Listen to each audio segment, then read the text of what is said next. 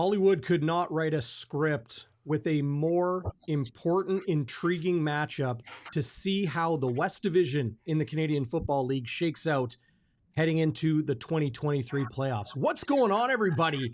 Welcome inside Game Day Winnipeg. Oh, you're already hearing the man laugh. Let's bring him in. My brother, Chris Walby. How are you, my friend? What's cooking? I was all right. The phone just kind of went off. I'm getting all excited, as I told you, pre-show here. I'm heading to the old alma mater, Dickinson State, tomorrow for 4 days to watch my old alma mater at homecoming. So I'm really excited about seeing some of the guys I haven't seen for a few years. So that's awesome. But this is about the Bombers and the Lions. Let's go back to the real meat of the potatoes. Yeah, and the meat and the potatoes of this game is an MOP race. It is a West Division title race, and it is really, I think, a bragging rights race in a lot of ways between two teams that, in their two previous matchups, both here in Winnipeg. Of course, Friday night will be in Vancouver. Join us for the postgame, Game Day After Dark here on Bonfire Sports. Yeah. You don't want to miss that. Going live just a couple moments after the game. But it was a 30-6 dominant Lions win back in week 3. That was in October, back in late June. And then Winnipeg really put the boots to them in week 9, just 6 weeks later, 50-14. Now they go to Vancouver, the Lions' Den, as they call it. The upper deck is open, near capacity crowd, if not, will be a capacity crowd at BC Place. We're going to talk about Janarion Grant. We're going to look at the depth charts and see who is in and who is out. We're going to talk about BC's lineup and some of the players that they're returning to health. Patrick Neufeld, veteran offensive lineman for the Blue Bombers, game time decision this week. The key of Winnipeg's offense, Brady Oliveira versus the BC Lions run defense, could be a big part of it. Demario Houston, more about Zach Collaros and Vernon Adams Jr. Chris, out of all of those things, what storyline stands out to you the most when you're thinking Bombers Lions Friday night? BC Place. Number one story, BC Place. Anybody that's ever played there, even with a half a crowd, because of the dome, it's so loud. And as you mentioned just recently now, that they might have a full house. And I remember playing there when it was a full house, and it's crazy there. You can't even we had to hold hands. And I'm talking about the offensive line because there's no way to hear the snap count. And I know you want to go silent count, but still it's tough when you have to watch the end or whoever you're blocking. When they move, you move, which is exactly the opposite of what you're trying to do. When you want to have the jump as an O-lineman, you want to be the guy that, gets off the line quicker. So it's going to be tough to play there. I think that it'll be interesting to see how the Bombers offense takes on the Ryan Phillips defense and that crowd. It usually is always good for one or two procedure calls. So it's just going to be very interesting. I think it's a very tough place to play. BC was not one of the top teams for a while, but the last couple of years they're getting stronger, and I think Rick Campbell has this team playing excellent football at the right time of the year. Yeah, the big question coming into this season, Chris, of course, was what will this team be without Nathan Rourke? Now Vernon Adams Jr. leads the CFL in passing yards and is just 2 touchdown throws behind Zach Collaros for the league lead. And outside of one game, Mike O'Shea talked about this week here in Winnipeg during the practice week, that outside of one game, Vernon Adams Jr. has not been the VA that we have come to know over the last several years in his CFL career. And that is one that, he gets a little bit loose with the football and can turn it over. Yep. He had 6 interceptions against, no question right now, the best team in the CFL, the Toronto Argonauts. And outside of that, Vernon Adams Jr. has been very good. He's really got this team on his back. Yeah, he does. And it's interesting you mentioned the Argos because every team watches what another team does defensively to stop your offense. So that the Bombers are looking, Richie Hall, defensive coordinator, is looking at what the Mace has done with Toronto. What did he do to have success against Vernon Adams, to have him force him to throw those balls? Like you say, that's the one asterisk on his resume this year. And the other thing we should throw out there right now is that in the big wipeout by the Bombers when they won by 50-14 or whatever it was, Vernon Adams didn't play. It was Dane Evans, and Dominic Davis.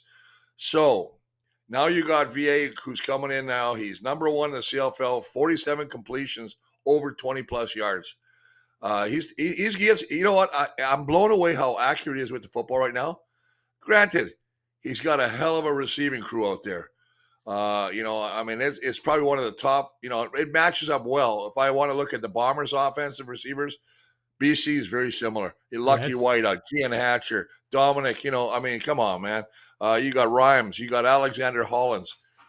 They've got a team. 1A, 1B, in my opinion. Absolutely. This is why both teams, 11-4, classic matchup. Classic. I'm PO'd right now because when I go to the States, I was Googling. I said, hey, can you get this game down there? No. What do you mean you can't get the game? Because TSN, for some reason where I'm going, TSN won't be there. But I'm sure I can find it. I'm going to find it. You can get it on CFL Plus. So it will be streaming internationally, streaming on CFL's website. But if I have to use my phone, I don't know if that's going to cost me my data. If you're find some Wi-Fi. I'll go to, you're right, the hotel. I use the hotel Wi-Fi. You're right. That's right. I'll just have to do that. I got you, Chris. I gotta figure that out because seriously, this is the one game I definitely want to watch. Yeah. And it doesn't start till I believe 8:00. So I mean, I'll be down there by that time, having a couple cold American beers by that time. So I'm looking forward to it. I mean, seriously, man. Woo! Yeah. Well, you know the 1.5 to 1 ratio when you're drinking those American beers, but it's a 9 p.m. Central Time kickoff. It's going to be a late one, but we will have post-game coverage here. Pre-game, post-game, every game on Bonfire Sports. So let's talk before we get into the nuts and bolts of the game, because we're going to look at the depth charts. We're going to see who's in and who's out, and we're going to talk more about Janarion Grant because that is a huge addition to the Blue Bombers lineup, arguably where they need it the most right now. But when it comes to, in my opinion, the biggest storyline of this game is the West Division Most Outstanding Player nominee could be determined on Friday night when Vernon Adams Jr. plays against Zach Collaros. Collaros, of course, has won the last 2 MOP awards. What Vernon Adams Jr. has done this season has been incredibly impressive. I'd be very surprised if Chad Kelly wasn't the East Division nominee. It really does come down to Collaros and Adams. And as of right now, Chris, how do you see it shaking out? Well, I tell you, I agree with you 100%. When you throw it all on one game, which you hate to do because the season rests on it, but still, it's a season series. Whoever has this and wins the next game, basically you clinch first in that one game to the cup. So I think it does a lot for your ranking, and I think that depending who comes out and really lights it up. Listen, Vernon Adams has got an advantage in my mind right now. He's played well. They are on a 4-game win streak, coincidentally, since head coach Rick Campbell started to grow a beard. If you go on the website, you're going to laugh about it because the players ask, hey, coach, how you like the beard? He goes, it's okay. The wife's not too thrilled, but it's okay. But he won't shave it off because they're 4-0 since he started to grow a beard. So you know how you get, this is how funny. Every team has, your little idiosyncrasies, you're a little worried about what to do. Like, you know what I'm talking about. When you go to a locker room, you do certain things a certain way every game. If I got a pair of socks and I'm winning football, I'm wearing them socks all the time. It's crazy as it sounds. So I think it's interesting. But to go to your point, I think Vernon's got a bit of an advantage because he's going to be playing and a home crowd. Yeah. And listen, they're juiced up. Forget about that 50-14 game. I don't understand. They keep asking about it. Forget about everything prior to this one. It doesn't matter. It doesn't matter. Exactly. This it's a one going game to determine the season series. One game. And now we're in. It's basically it's basically a playoff game. It really is, because whoever wins it, as they say, you got a really good chance of wrapping up that first place of what you want in a tough West Division. So. Now, the true reality is the winner of this game does not lock up first place mathematically, but whoever wins between Winnipeg and BC on Friday night, their magic number to lock in first place in the West is 1, which means they either win one game remaining or the other team loses one game remaining. Yeah. So say Winnipeg wins, they would need a victory against Edmonton or Calgary, their final 2 games of the season, or a BC loss. Of course, BC's final games at Hamilton, home to Calgary, and then they have a bye in week 21. Of course, Winnipeg goes into a bye after this game. And I think that works to Winnipeg's advantage, Chris, because they could, they can and will leave everything on the line in this game because they can rest up prior to their final 2 games of the regular season. But for Zach Collaros, I would argue that while this season hasn't been as good as his previous 2 where he has been named CFL MOP, I would say that collectively his collective work this season has him. Yeah, it is absolutely outstanding. But Vernon Adams Jr. has been incredible. He had nearly 400 yards passing last week while his team just couldn't get it going until it absolutely needed to. He put together 3 touchdown drives in the final few minutes in a win over Ottawa. They then... Are you talking about last week? Because last week they had 458 yards.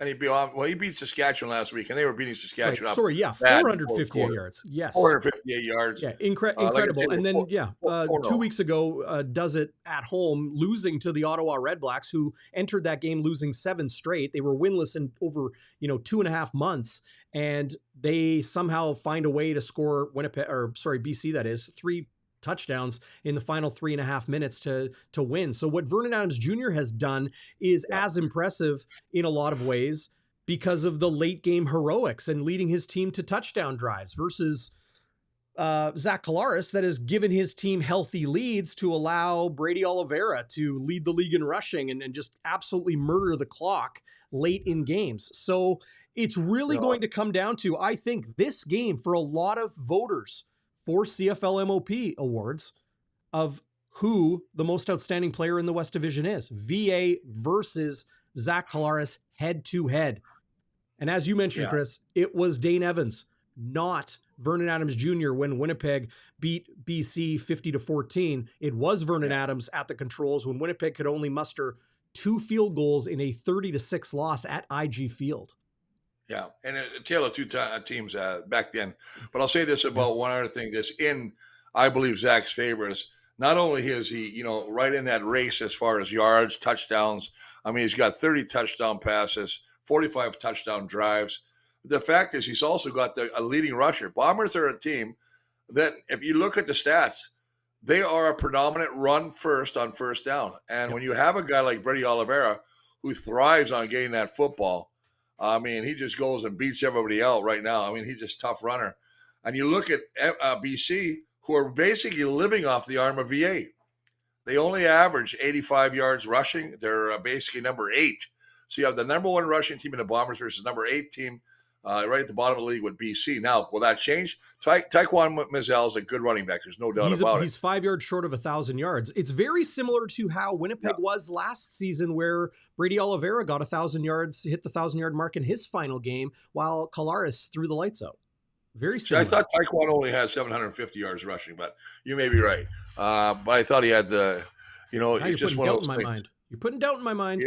Yeah, baby. You know me. I do my homework, brother. I do my homework. Yes, you do. Because I want to make sure that when I come on a show with you, DB, that I can live up to your hype. You know what I mean?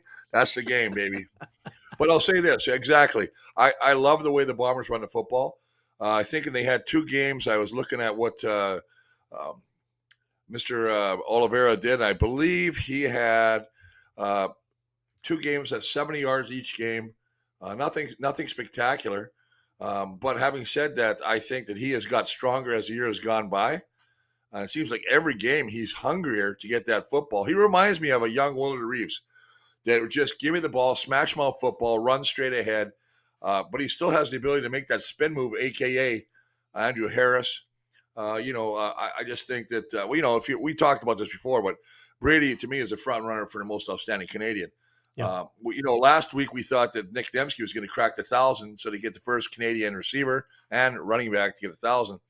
He needed 69 yards last year. Now he needs 36 or 37. He'll probably get that easily in the dome. Remember, this is beautiful conditions. Beautiful conditions. Perfect. You can't ask for that. You're not dealing with rain. You're not dealing with wind. You're just dealing with a hostile crowd. Well, and for the Blue Bombers, Chris, you have the best running back in the league, Brady Oliveira, the best offensive line graded by Pro Football Focus for the month of September. The Blue Bombers offensive line going into BC with a ball control style of game that they've played this year. They really relish in those long drives and holding on to possession. Yeah, they like the deep shot. Yeah, they like the big play. We know how dangerous those guys are going downfield off the arm of Zach Collaros, dropping those dimes into Dembski and company. But the BC Lions defense has not been particularly good against the run this season. They have been better the last 2 weeks. I would say Saskatchewan wasn't really trying to run too much because they're just not a good football team right now. And they're chasing the game. And Ottawa doesn't really run the football outside of, I would say as dangerously outside of maybe Dustin Crum if you don't spy him or keep him. I like the running back that Ottawa has. Ottawa's got a hell of a running back there. I'm telling you right now. And I know Dustin Crum takes off at the ball a lot, but I'd have to disagree with that a little bit. Well, I'll agree with Saskatchewan. I'm on Jamal Morrow. They're not putting super Jamal dangerous. Morrow back in, and they're taking Hickson out of Saskatchewan. They got I hate to say this, buddy, but they got a shit show over in Saskatchewan. I don't know what's going on with those guys. They keep making changes that, Hickson plays. They don't give him the ball but 6 times. This is ridiculous for not to get on other teams, but you wonder sometimes what's going on offensively with these guys. Well, their GM and their head coach, they're on expiring contracts. So buddy, I'm telling you right now, brings. Go sit on the stove. Turn your element on and sit in the stove. That's what's happening to Dave Dickinson right now. Hey, winter's around the corner. Heated seats. Or sorry, not Dave. Craig. Sorry. Craig, yes. I apologize to his Dave. brother. I wouldn't say Dave's on the hot seat, but his team has not played good football this year. 4-win team. It's a really dropping in talent for the Calgary Stampeders. They don't try for some reason. Huffer, went to president, and then they made Dave Dickinson not only the GM but the head coach, and they didn't keep players. They used to be a real team that really relied on their veterans and bringing them back, and it just seemed like they let guys go. It just didn't make any sense to me. So, anyway, let's get off those guys. I'll tell you, I'm looking at the tale of two games too. The first game, the BC defense had their, when they won 36, they made the Bomber O-line probably the only game this year where the Bomber O-line looked like they were vulnerable. Mm-hmm. I don't think they had a great game. I think that Matthew Betts had 3 sacks. He was in that backfield all day. He was giving both tackles trouble. The second game they made adjustments. He didn't get a sniff. But here's a guy that leads the league with 15 quarterback sacks right now. I believe, that in BC, the record is, I think, 17 or 18 by Brent Johnson, who won the most outstanding Canadian player that year. Right. So he's right in the running for that. He is I didn't think he was that good. I'll be honest with you. When I first saw Matthew, I said, he's out of Laval. I thought he's, blowing up a little bit, maybe by the media. But he went down to Chicago Bears, had a cup of coffee there, came back, went to Edmonton. I didn't think he'd do much in Edmonton. But, boy, when he's gone to BC, he's really lit it up this year. And, boy, it's going to be interesting to watch which, we always talk about this, the battle in the trenches. And, boy, I tell you, has it ever come down to this game in the trenches? You got Willie and Jackson going against a great offensive line. I think BC's offensive line is pretty good right now. And Suk Chung returns. Suk Chung is back in there. That's a big adjustment for them too, right? Well, let me ask you this, Chris. Sorry to interrupt, because this has been the question I've wanted to ask you all week. Is Winnipeg's defensive line doing enough this past month? Good question. They've given up some yards running. That's the thing. But I mean, you know what? It's funny. I read the article today. About Willie Jefferson, no sacks last 8 games. He still leads the league in 11 pass knockdowns. It's just interesting to watch a team with so much talent, and it just seems like they're not. I don't think they're just playing as well as they have. I'll be honest with you there. I don't know if teams are scheming better against them. I know they're trying to chip Willie, they're trying to block Willie, but now that you got Jeffcoat on the other side, who has 5 sacks himself, they have to get pressure. Listen, they have to get pressure on Vernon Adams. You cannot let him sit back there. Plus, he's got the ability to escape. You got Zach, who can get away from pressure, and you got VA, can get away from pressure. Both these guys can use their legs. VA probably runs a lot more. Well, he does. Let's not even be foolish. He does. VA runs a whole lot more than Zach. Yeah, those off-schedule plays, right? Off schedule. But he throws a different ball. And it's interesting that you watch him throw a football, and it's like a little dime. It's like a dart. He throws great. I think he's got such a great relationship with his receivers. To watch how they fit, they know exactly where they're going. But much like Zach and his receivers, you look at what Dalton Schoen's done, which is crazy. 300-yard games in a row, leading the league at 10 touchdowns. And screw this sophomore jinx everybody talked about. I mean, he's having another outstanding year. I can't believe this guy's not here. I mean, I'll be honest with you, he should be in the NFL. And I'm not saying that because I want him to go, but he should be. He's that good. He's that good of a receiver. He may not be the fastest guy, but neither was Ben Cahoon when he played for Montreal. But he gets open and catches that football. So, yeah. That's called game speed, right? You can run a great 4.2.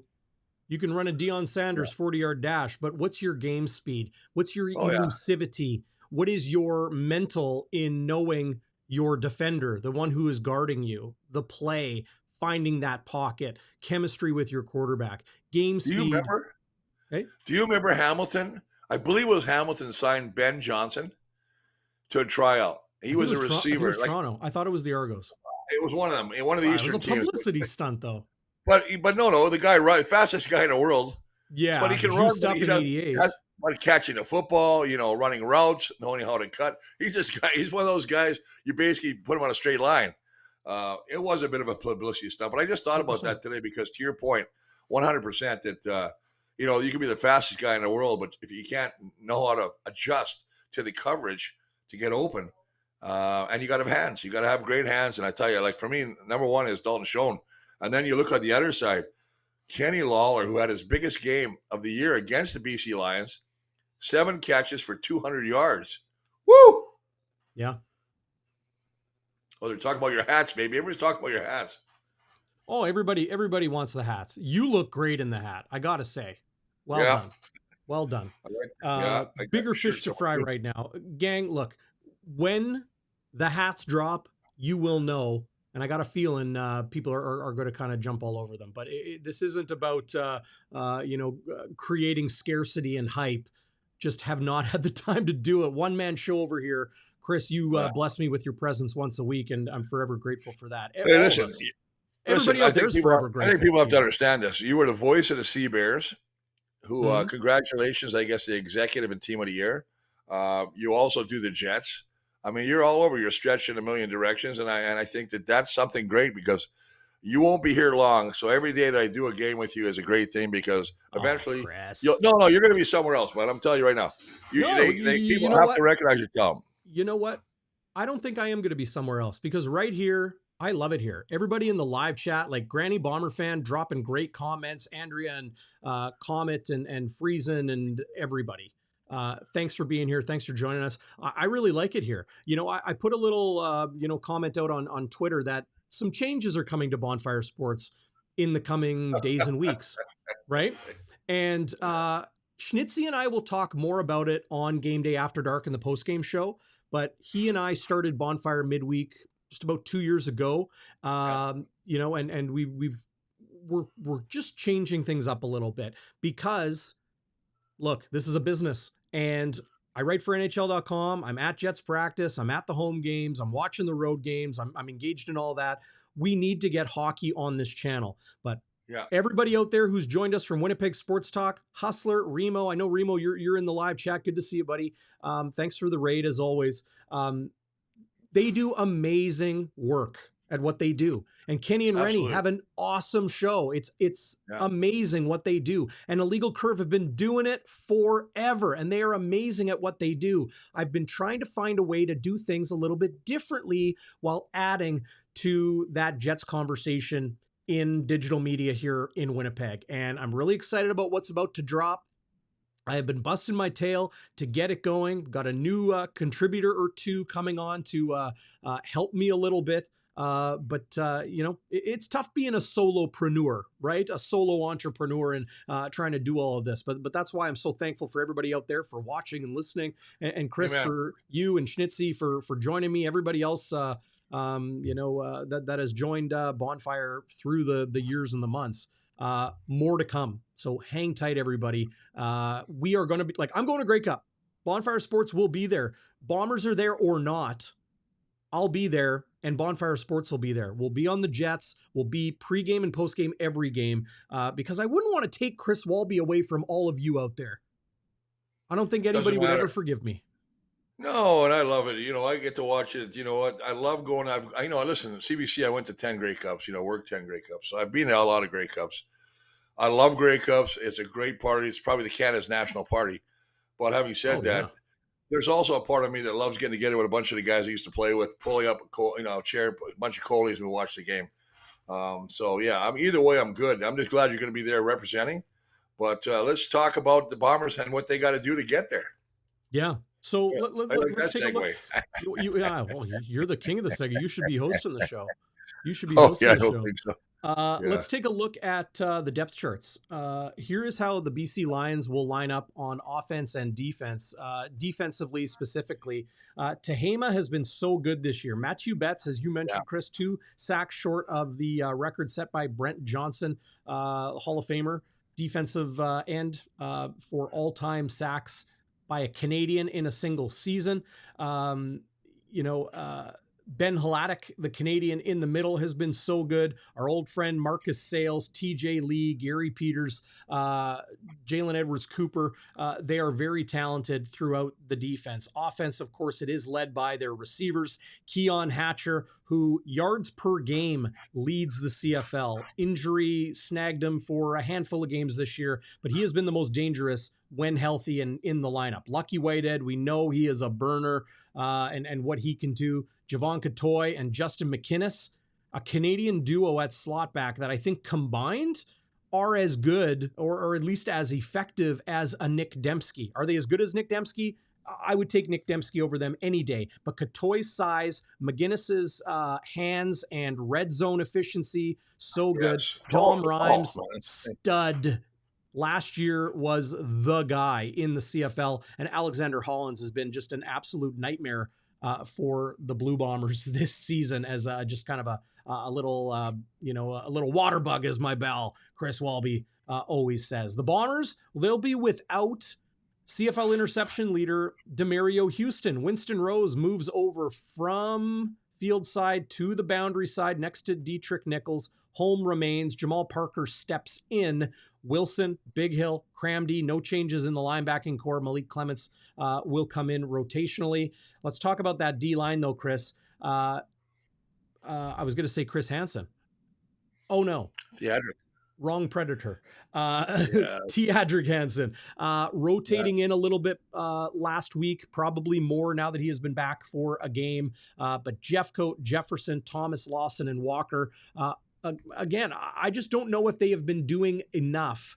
That said, I think last week in Winnipeg's inability to get to Cameron Dukes of the Toronto Argonauts, I think people forget. We talked about this on the postgame show, Game Day After Dark here on Bonfire.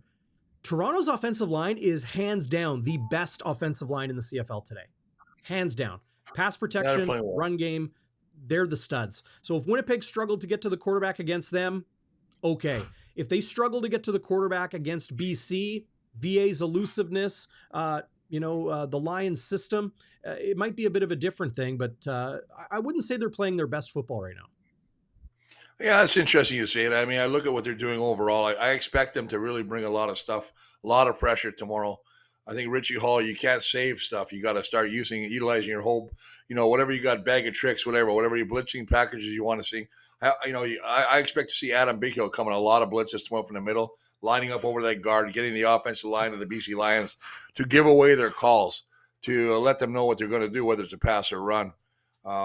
It just, when I look at what's happening here, it's interesting. I want to go back to something. It's interesting. You said what Jamal Parker staying on the right-hand side. And people, the reason they're doing that is because there's no reason to move Jamal over to the other side where he hasn't played with Nichols. To me, you got a veteran Winston who actually played that position when he was an all-star at that side.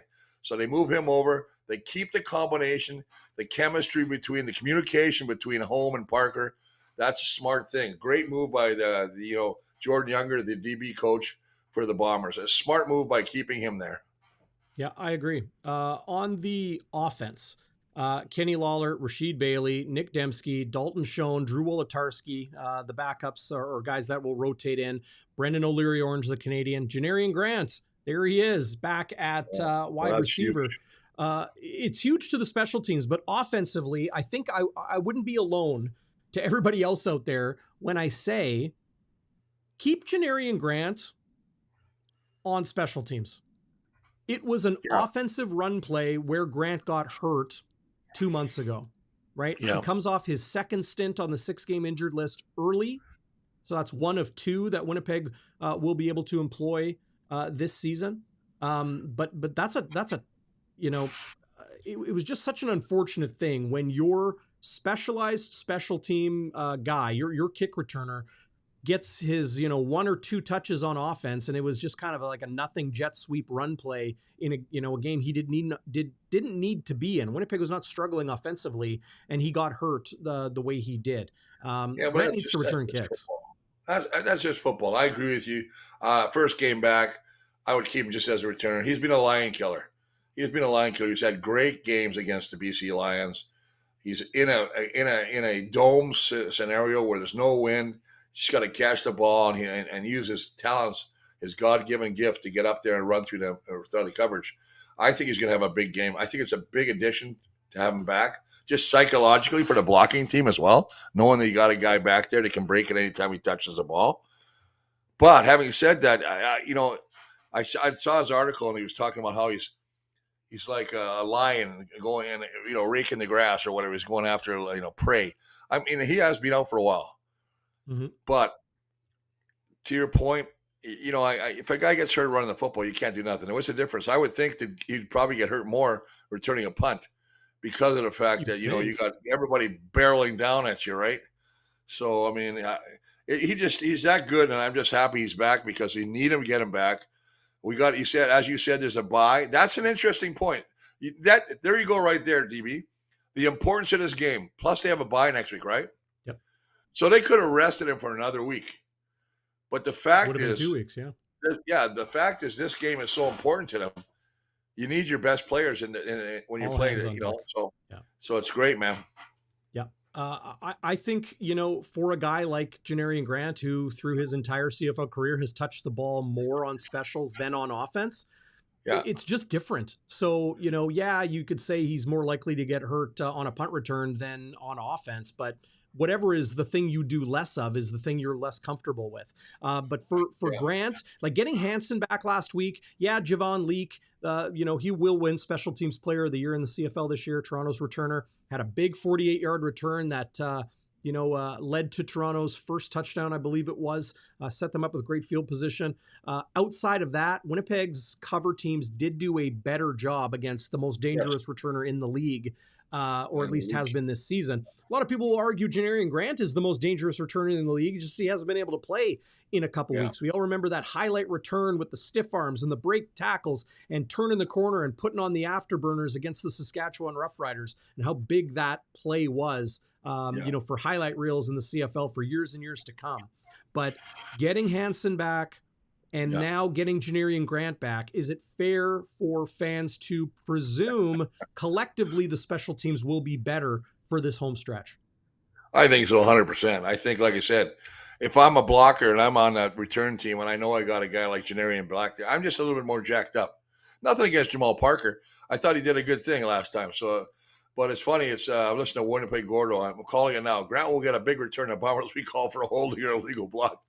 The Bombers are actually the least penalized team in the CFL. Mm-hmm. So I got to start by saying that. But it's interesting. There's a little bit of negativity. But I'll say this. I think that he is a guy that can break at any time.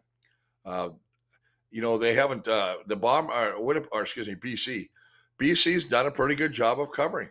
They got a guy in their own backfield there, Terry Williams, who's almost broken a couple right now. So they got a guy that can return. And I guess the thing as I look at too is stats. I hate stats. Don't you know that, DB? That's BS. You do not hate stats. I know, but here's a stat. The BC Lions have won 9 of the last 10 home games. I've played many games in that exact field. It is a tough place to play. But, man, what's this? I love some of the comments. Sorry. Yeah, the live so when you see me laughing, it's because I'm reading some of the comments, and they're actually excellent. I like this one, Derek Schmidt. They can never have enough beer there for Bluto. I think Derek's watching when you're talking about the alma mater, and I'm homecoming going to have a week good time. Yeah, at it'll be Dickinson. good. Yeah. But like I said, the biggest thing I think you said CFL what? Where can I download it? CFL what? CFL Plus. You just go to the CFL website. Yep. Okay, I'll go there because I got to figure out. I have to watch this game. I mean, somehow I got to keep. I know I'll come back. I got friends taping it, but there's nothing like watching it. I think there's two countries in the world where you cannot watch a CFL game, and that's North Korea and Russia. Well, okay, that makes sense. But yeah. I love to tiptoe around political issues with you, Chris, but we'll never get into I don't want to get into that. I'm already. We'll leave that for your next Christmas party, you and me. That's right, man. That's what I want to do. I'll have a couple shots of my father-in-law's homie. Good stuff, man. Made out of grapes. Oof. You've given me some nice bottles of that through the years. Yeah. Remember, I brought that down. I brought it down to TSN at one time.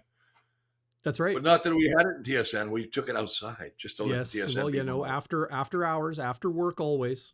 After work always. To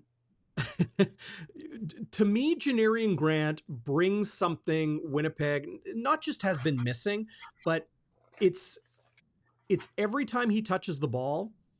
It's not that he can go house. Of course he can.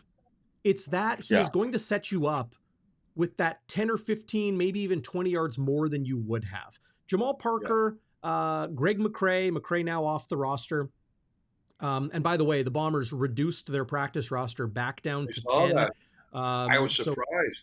Yeah. Carlton Agadusi, I was surprised by that move. I mean, here's a guy that's 6'8". I don't know why. I mean, this guy seemed like he couldn't get a shot. His first game ever, gets 2 touchdowns, and he hurts his ankle next game.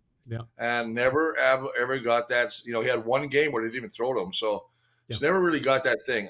I would be. Can you still pick up guys? Here's a guy I played the league all my life. I can't remember.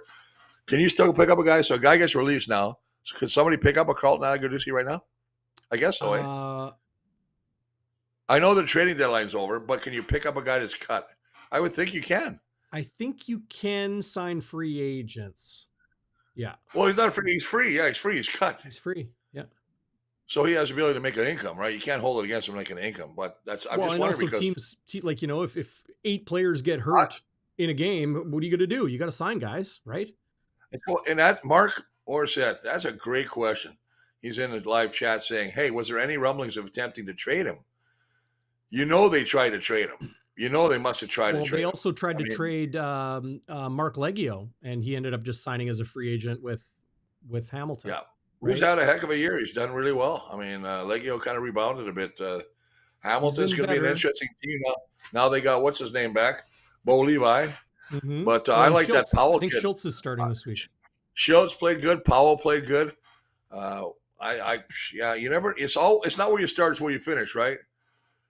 Was Carlton released because Grant was back in? No, because he wasn't. So for those that aren't aware, in the CFL, you have a window. I think it's 6 weeks or maybe it's 4, but you have this short window of time in the second half of the season where you can expand your practice roster from 10 to 18.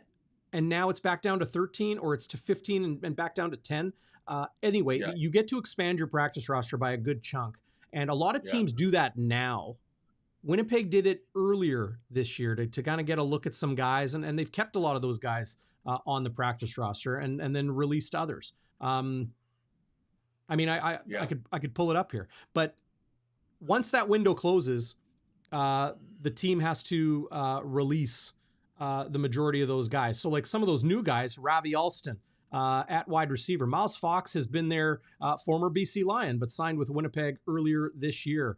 Celestin Haba comes off the roster or came off last week when Teadric Hansen returned, but he's on the practice roster. Global DB Solomane Karamoko has been with Winnipeg for a couple years. Desmond Lawrence, healthy now, off the 6 game and back on the practice roster. Global O-lineman Tomoya Machino has been with the team for a couple years. He's got some rings.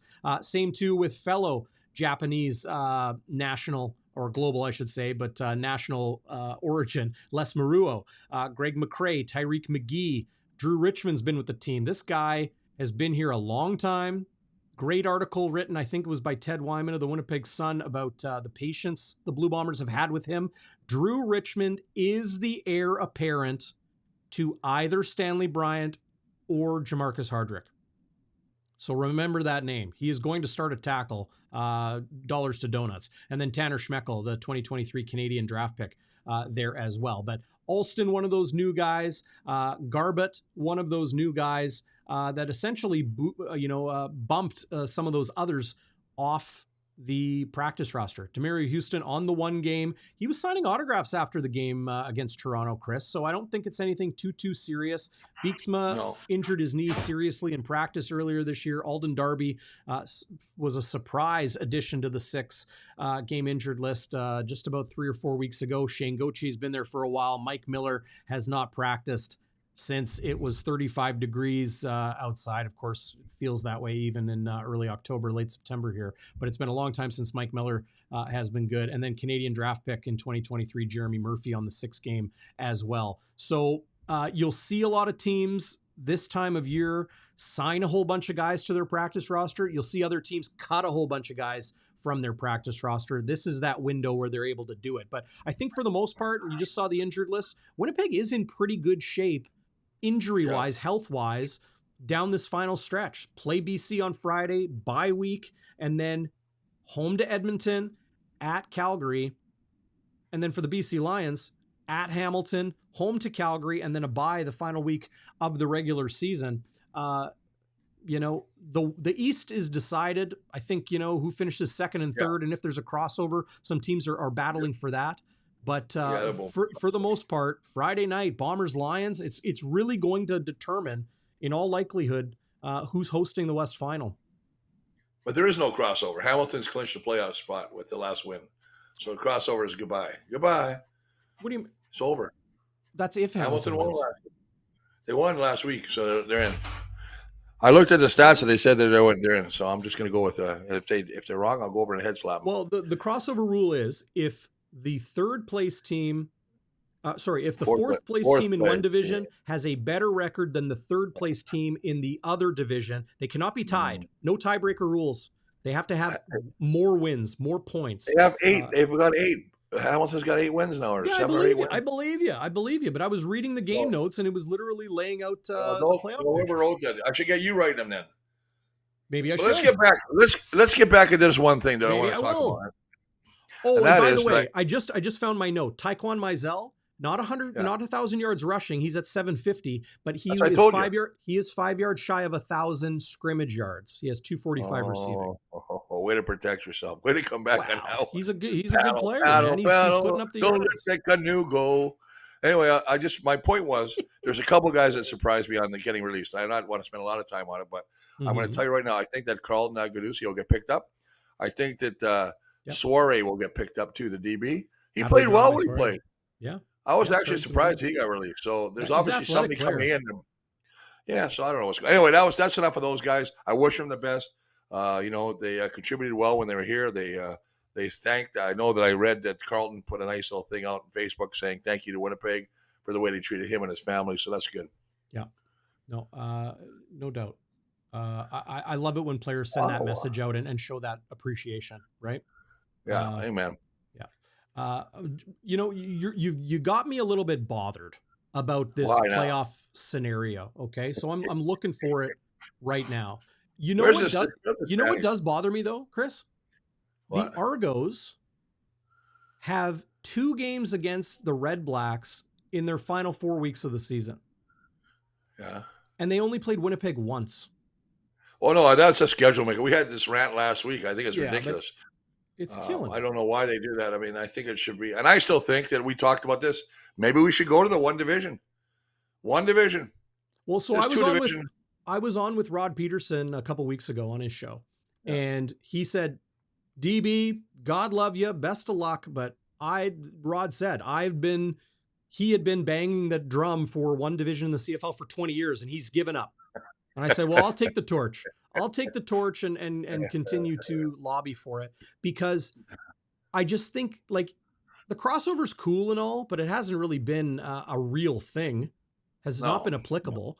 No. And it leaves more about for jockeying for position. It's not just about winning the division and getting that home bye. It's about, if you had one division, it's about Well, are you playing on the road in the playoffs? Are you playing at home? Your third, your fourth, your fifth place, that sort of thing. I just think, the division format does not breed rivalries like it used to. Winnipeg and Montreal have a legit rivalry against each other, and it's organic. Well, it is. It's happened organically. It hasn't happened. It hasn't been processed. Yeah, but I don't know, man. I'm just, like I said, I like the one division. I just think that the top team, you're looking at Toronto right now with 12 wins, BC and Winnipeg 11 wins, and then I don't know who the fourth place would be, but probably who's behind those guys now. It's not Edmonton, not Saskatchewan. It would be Saskatchewan? No, it doesn't matter. Anyway, I like the one division. But I like I said, I saw the Hamilton one, so they clinched it. Now, somebody said they could get Ottawa. If Ottawa wins, it wins out, and somebody else all loses, they can cross over to Saskatchewan. I can't see that happening, but it's a good point. Yeah, you're right. I guess they could do that, but I can't see it happening. So Hamilton clinched a playoff berth, but it's not necessarily in the East. Yeah. You know what I'm saying? Well, why would they go to the West if they clinched in the East? Because they could cross over. Why? Fourth team can cross over, not the third team. They've clinched it. They're third. They're third place. I'm going to pull up. I'm going to say, oh my God, listen, seriously, man, if you're not drinking, you better start. I've been at Jets training camp. I'm not looking at the standings every day. I'm not combing over the standings every day like I normally do. I sit down for dinner, look at the CFL standings all through the summer.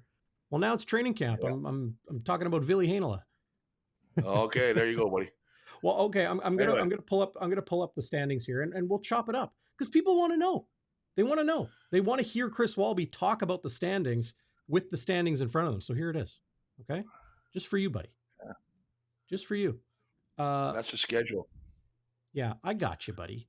Hang tight. See, they got 6 wins. They got 6 wins. So Winnipeg and BC have clinched, but it's the East Division you want to look at.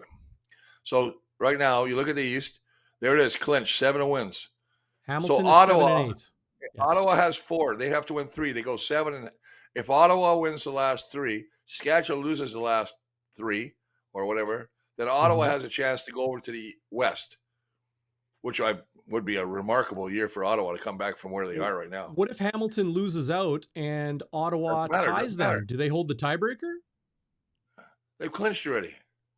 They must hold the tiebreaker. A position. They have not clinched third.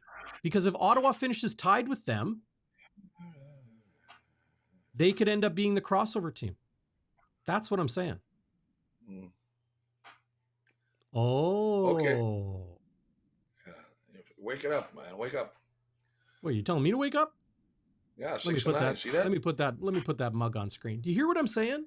They clinched a spot, but it's not necessarily third in the East. They've clinched a playoff spot. If they lose out and Ottawa wins out, and Ottawa has potentially the tiebreak against the Hamilton Tiger Cats, I'd have to look at head-to-head. So they must obviously don't have the tiebreak because they're saying the only way Ottawa can get a playoff spot is they go over to the crossover and beat Saskatchewan. So there you go. But take that. Look, and show organically, hey, Chris, this is just for you. Organically speaking, the Ottawa Redblacks have to play Toronto twice in their final. There you go, Jerry Awanis. Hamilton holds the tiebreaker of Ottawa. God, way to go, Jerry. Way to shove that pie in his face. Well, okay, we should have an automatic pie come to the screen I didn't know Jerry was the authority. Sorry, Jerry. Yeah, he did. Appreciate you. So everybody out there, do me a favor. We got hundreds watching live on YouTube alone. Hit the thumbs up. Appreciate that. Yeah. If you haven't yet, consider subscribing. Tell a friend. And more than anything, join us for the post-game show, Game Day After Dark. We go live after every game. Pre-game, post-game, every game here on Bonfire Sports. We got a little hockey cooking in the oven as well. Speaking of cooking in the oven, your keys to the game hidden in that birthday cake, Chris. What is critical for Winnipeg to capture a victory and win the season series against the Lions? Okay. First off, when I go and I do my stuff, I go to every website and read every article that's out there, whether it's garbage or not. And I thought it was interesting to listen to Ryan Phillips, the D coordinator for the BC Lions, say, if we let Zach Collaros come out and complete first 6 passes, we're not going to win that football game. We have got to keep Zach on the ground. We need to hit him. We need to punch him. We need to cause him to put the ball up where he can intercept. So for me on offense, the Bombers, it's keeping Zach upright, protect the football, and keep the composure. Because unless you've ever played in that kind of a stadium and the BC plays, it's going to be like, it's just the loudest thing. But go get a stereo and put in both of your ears. That's how loud it is. You can't hear anything. Can't hear the snap count. It's going to be crazy. On defense, hey, you got to keep Vernon Adams Jr. in the pocket. Listen, they don't run the ball very much, but that can change tomorrow with Mizell. But don't let him extend, plays with his legs. And you better start. Richie Hall, bring it out. Let's bring the blitz package. Let's go after him. Let's really confuse and smack Vernon Adams. And special teams only comes to one thing, brother. Welcome back, Janarion Grant. That's all I got to say right there, baby. Yeah. Well said. Well said. I was just looking at this great comment from on my Chris, birthday, just in case. From Chris. Uncharacteristic, or maybe characteristic, lack of knowledge by DB. Jeez Louise. Happy to be here. You know what? This is why I love our comments. I love the people on live chat because they're knowledgeable. It's awesome. They know what's going on, brother. They're not fooled by your organic explanations. Whatever that organic. Fair trade. Leave the organic. Leave the organic for the for the grocery stores. Okay. Yeah. Don't bring that organic here. Well, I'm hungry. All right. I skipped lunch today. There you go, buddy. Yeah, and you know what? I love how Drax and Grammy Bomber fan and Winnipeg Gordo dropping their keys to the game, their one key to the game, or maybe you got a whole bunch. Drop them into the live chat and hit that thumbs up battle. Huge. while you're there as well. Good point. Yeah. My one key I will throw in, Chris, because you talked about both quarterbacks and you talked about Janarion Grant. I think those are right at the front. To me, that ball possession, that game, that possession style of game the Bombers have been so good at this year, that is going to be everything. Brady Oliveira against a, at times, shaky run defense from the BC Lions, especially their defensive line has not been very good against the run, I think is absolutely at the forefront in the key to Winnipeg's success. If Brady gets going, and he was lights out last week. Yeah, he had a fumble late in the fourth quarter. That hurts. But he's just so dangerous and so punishing with the football. That's my key. I'll say that to your point, to add to your point. The Bombers are number 1 in the CFL in time of possession, averaging over 32 minutes. The other one is, I'll tell you this, and that is, what was the other stat I was going to say? Oh, I can't remember what the hell it was. It was the stat you were going to say is you hate stats. No, what was the other one? You were just talking about something. Brady out? No, I don't remember what you said. Well, I like what Barfly's mentioned, the extra O-line. The extra O-linemen, those tight end sets, a must. That's what they did. Actually, you know what? That's a great point, because that's what they did when they beat the BC Lions here in a second time. They took away Matthew Betts, and they took Sione Tiuma. They negated him because they went double tight a lot of times. So that's what they're going to have to do. So. Yeah, to him, he's a good player. He is a really good player. Okay, so as of right now, Chris, you're going to go to CFL.ca when you're down in the States to watch the game on Friday. Yes. You're going to go to YouTube to watch the post game. I know you and your buddies kicking around. You're going to watch the post game, Game Day After Dark on Bonfire Sports. I know you're going to do that. But what also fans can do on CFL.ca right now is vote for the CFL Awards. The process is this, to quickly catch everybody up. Each of the 9 CFL markets, the 5 media voters and the head coach all get a vote. Team nominees, then division nominees, then league winners. So East versus West go up against each other. Let's go through Winnipeg's and give me your most outstanding players across the board. Let's start with special teams player. Is it Sergio Castillo or is it Janarion Grant in limited health? No. It's, I would say Sergio for sure. I watched him last week, 6 for 7. He's been a model of consistency all year. If you had a guy that was leading the league in special teams tackles, I'd be looking at him as well. But no, I think right now the front runner is Sergio.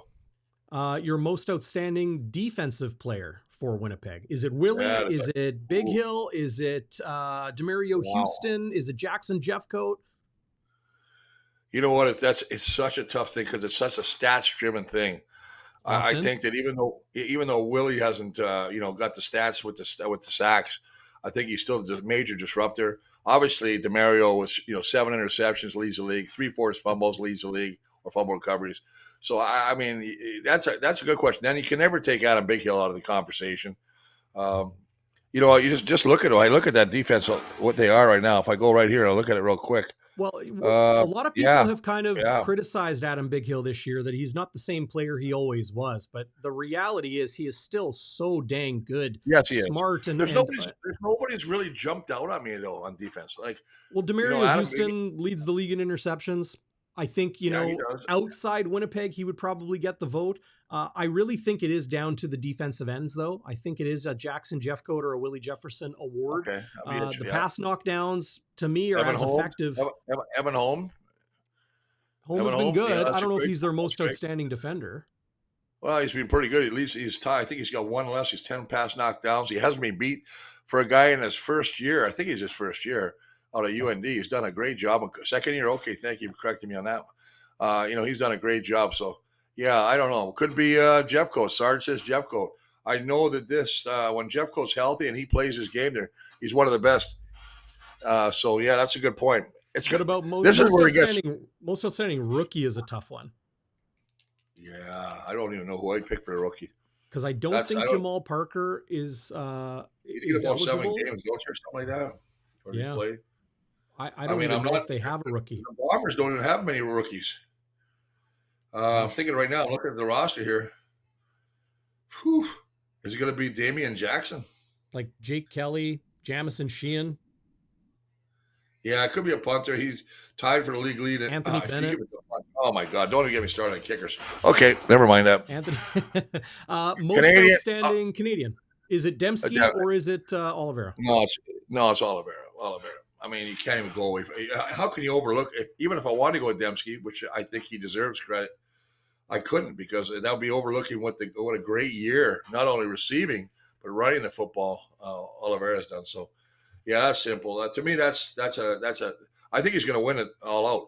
To be honest with you, I think he's going to be. That's how I think right now.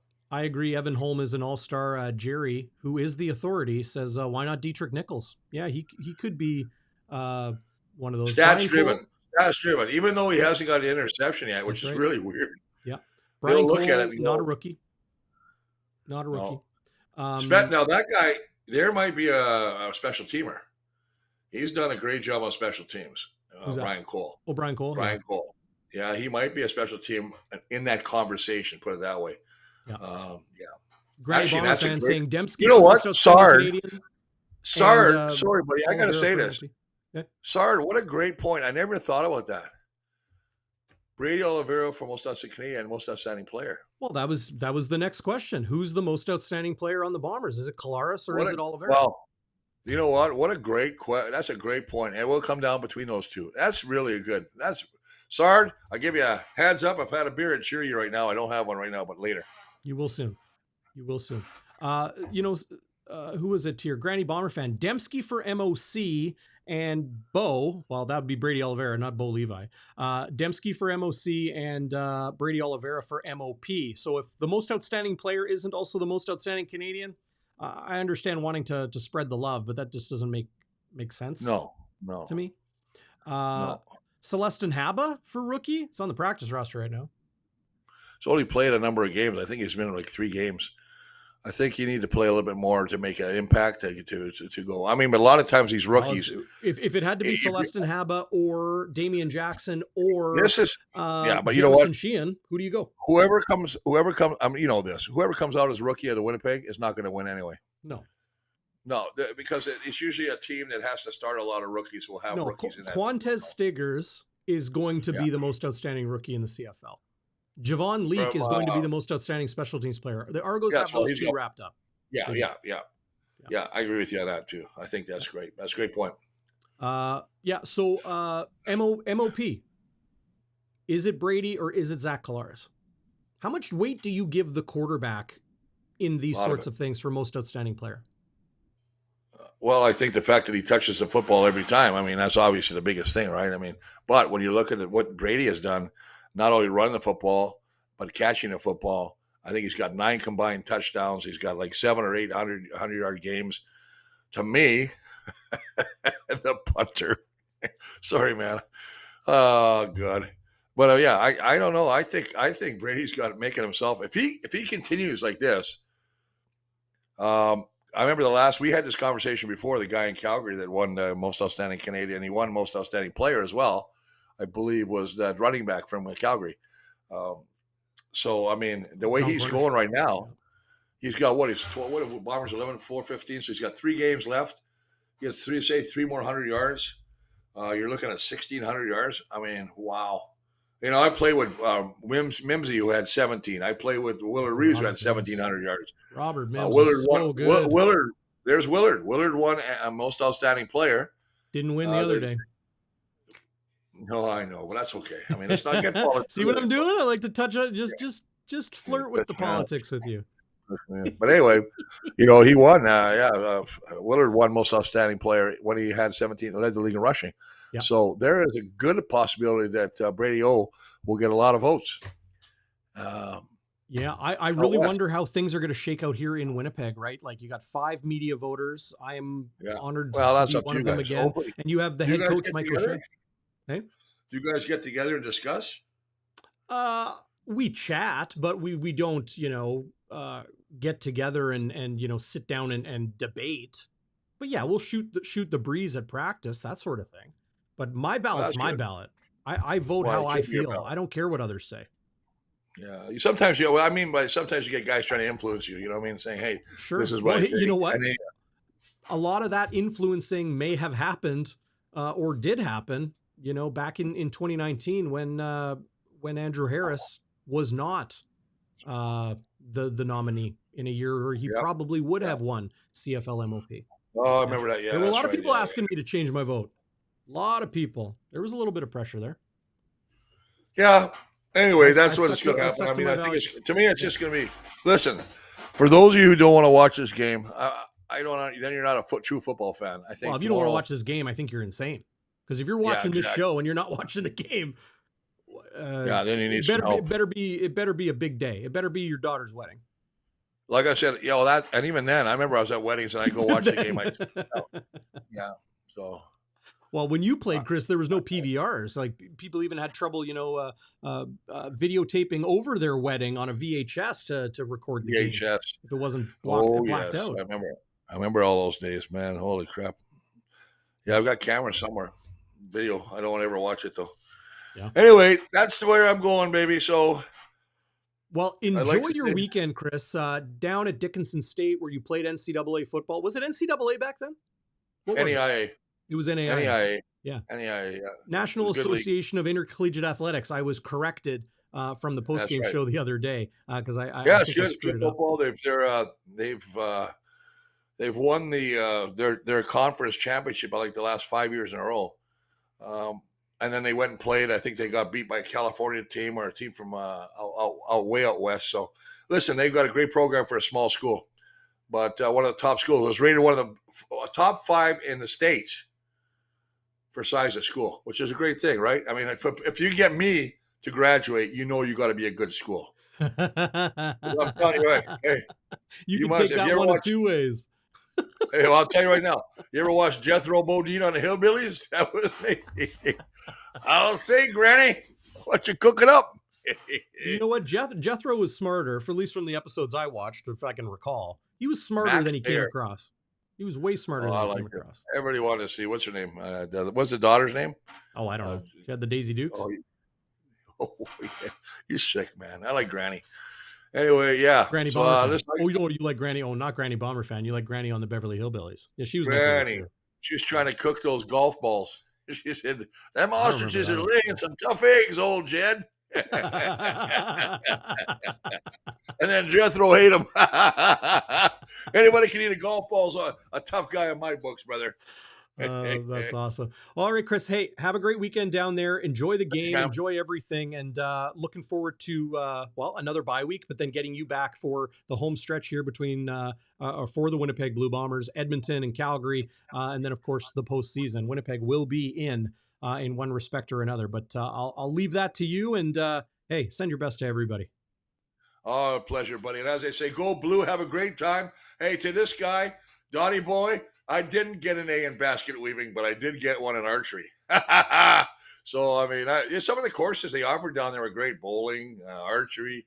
Cheese appreciation. Yeah, what?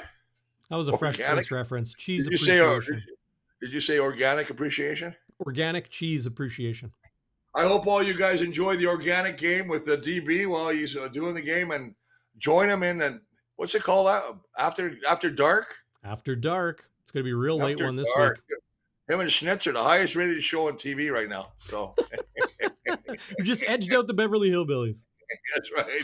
And as Jethro says, see y'all next time. Yeah, bitch.